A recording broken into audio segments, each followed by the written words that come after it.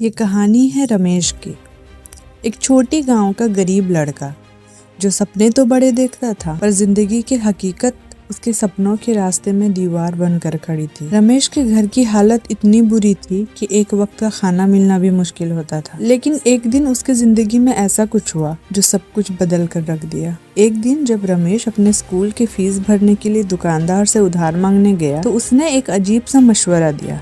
दुकानदार ने कहा, अगर मेहनत करने का हौसला है तो मेरी दुकान पर काम कर, जो कमाएगा वही तेरा पढ़ाई का खर्चा बनेगा। रमेश ने बिना सोचे समझे काम शुरू कर दिया। दिन भर दुकान में काम करता और रात को लैंप की रोशनी में पढ़ाई करता। एक दिन दुकान के पुराने लॉकर में सफाई करते वक्त उसकी नजर एक पुराने खाली फाइल पर पड़ी। उस फाइल में एक पुराना लेटर था जो उस दुकान के मालिक के सीक्रेट राज का पता लगाता। जो ये खत पढ़ रहा है इसके लिए एक संदेश। ये दुकान बस एक साधन है।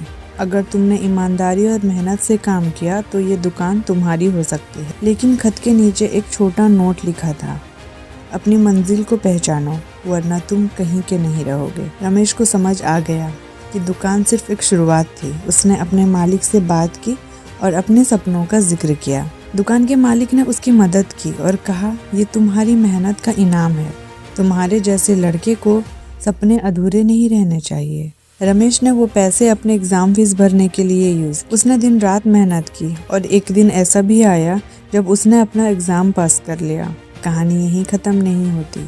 9 साल बाद रमेश वही दुकान खरीदता है जहाँ से उसने अपनी जिंदगी शुरू की थी। आज भी लोग उस दुकान का नाम लेते हैं, रमेश की सफलता। गरीबी के दामन से सफलता तक का सफर सिर्फ मेहनत और हौसले से तय होता है। अगर आपको ये कहानी पसंद आई तो यार सुनाओ स्टोरी चैनल को सब्सक्राइब करें और नए सपनों की कहानियाँ देखते रहें।